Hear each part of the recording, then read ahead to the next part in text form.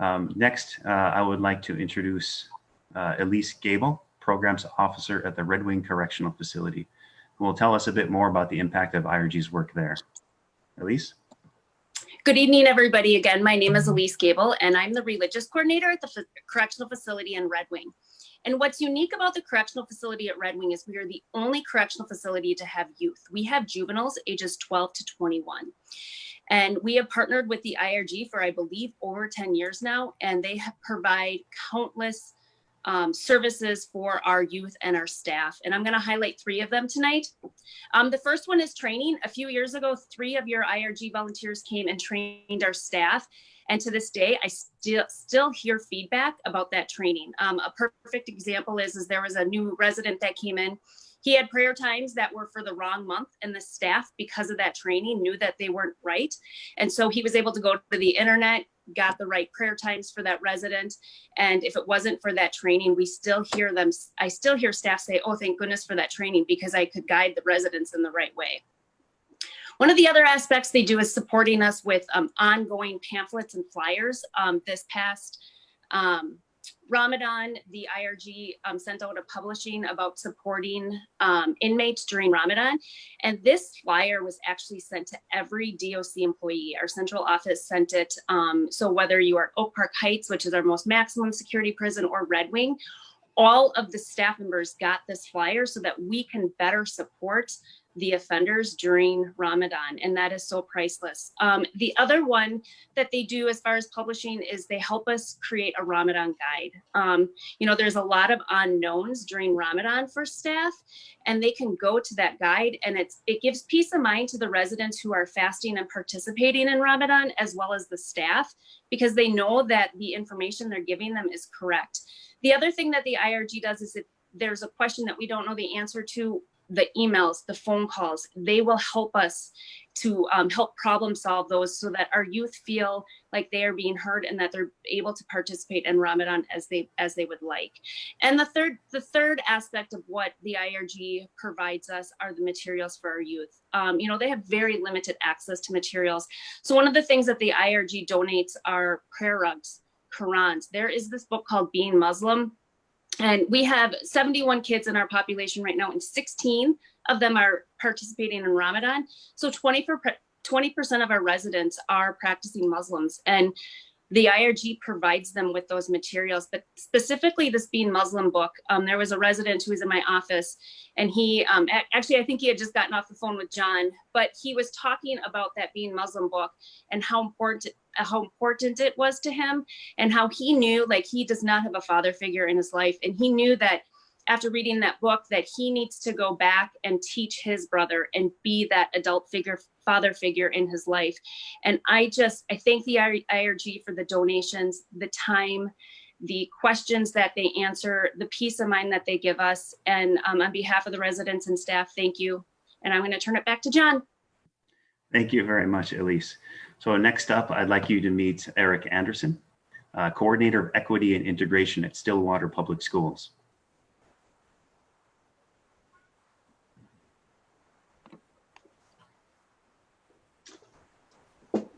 Thanks, John. My name's Eric Anderson, and I've had the honor of serving as an educator for Stillwater Area Public Schools for over 20 years. Our district's relationship with the IRG began with an exploratory cup of coffee with John Emery in 2015.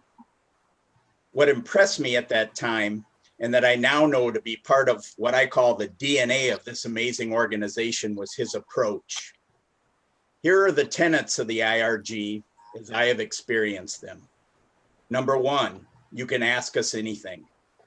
Number 2, we're here to both serve and support capital ALL of your staff, students, families, and community members.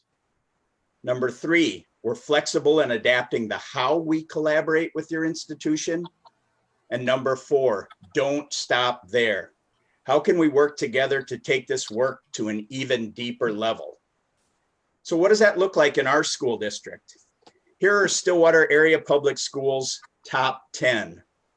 Number 1, student-initiated and student-led broad spectrum podcasts where our Muslim students utilize the creative writing process to tell their stories in their way, on their terms. Number 2, young Muslim student leaders speaking truth to positional power at our Board of Education meetings.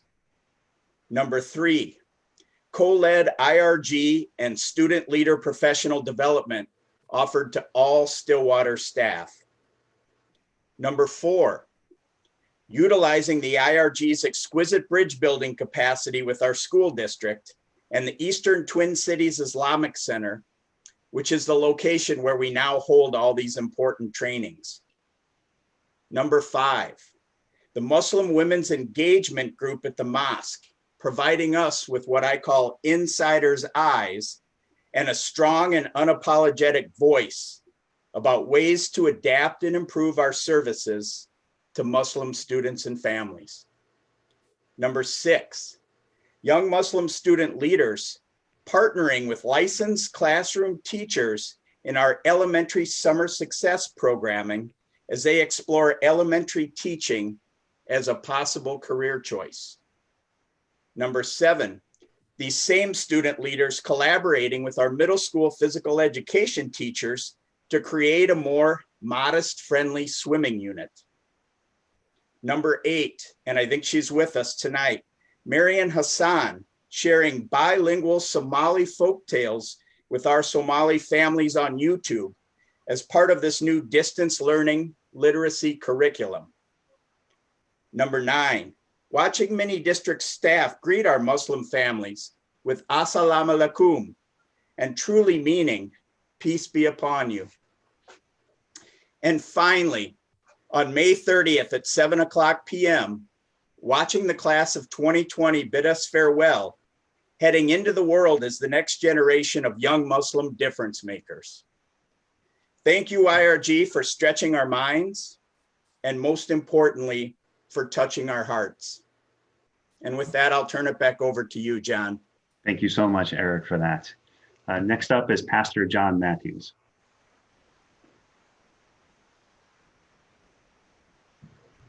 And happened to be a ELCA pastor in the Lutheran realm. I also teach at Augsburg University.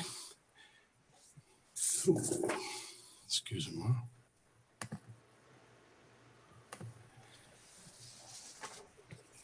That's better. Thank you. In addition to being an ELCA Lutheran pastor, I teach at Augsburg University as an adjunct as well. And my first affiliation with IRG was when Rashid Ferdos came to teach a unit on Islam at Rochester's, the satellite Augsburg campus there. Became acquainted and began to do more things with Rashid, and there also had John Emery be a part of that program. And the three of us have even traveled out state now to several venues where they share the story and the history, the importance of understanding Islam. I have appreciated IRG's association over these years, both personally and professionally. Personally, because in the words of another ELCA pastor several years ago who said that God is bigger than any one of us.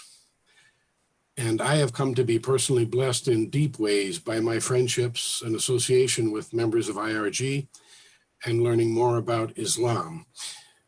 It's also a professional advantage because as I see the IRG personnel coming into classroom and church settings to teach about Islam, I see absolutely marvelous things happening. Specifically, I think the programs and the presenters with IRG do it in a very non-threatening and very non-judgmental way. I would say they provide for us in those settings a very safe space to learn. And in a world that has become so polarized, IRG Minnesota represents a stellar model throughout our country, actually, of what embodies our shared humanity and then what will become our shared future. After one of our Augsburg classes, one of the students came up to me, and it was a student that was rather challenging to work with, who had a rather narrow mind of things. historically, religiously, culturally. And that person said to me after hearing, I think it was Rashid, he said, you know, I think I could become his friend. And for me, that said volumes. Back to you, John. Thank you so much, John. And then last but certainly not least, we have Lutfe-E-Noor. She is Muslim chaplain resident at Children's Hospital.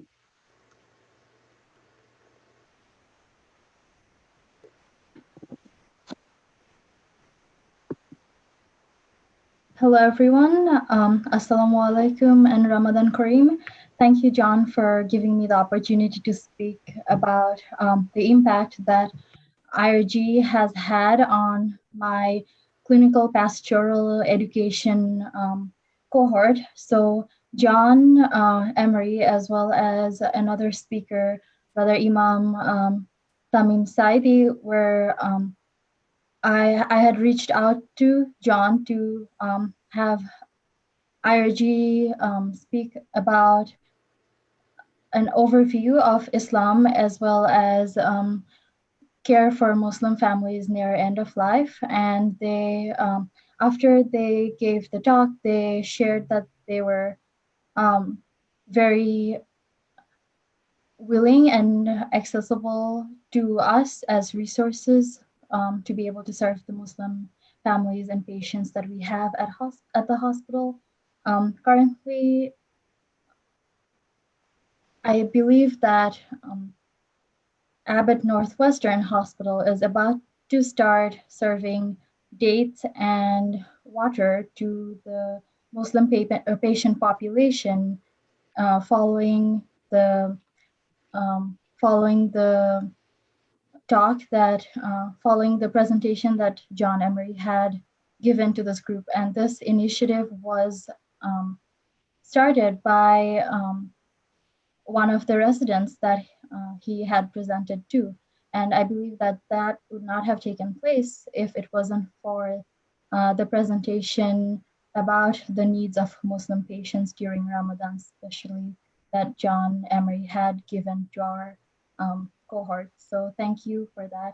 And as the first Muslim chaplain resident at Children's Hospital, there are many needs that we are continuing to identify. And recently I was able to reach out to Brother Tamim Saidi for his advice on a ongoing patient care. And it just speaks to the accessibility that the IRG has really been able to live up to.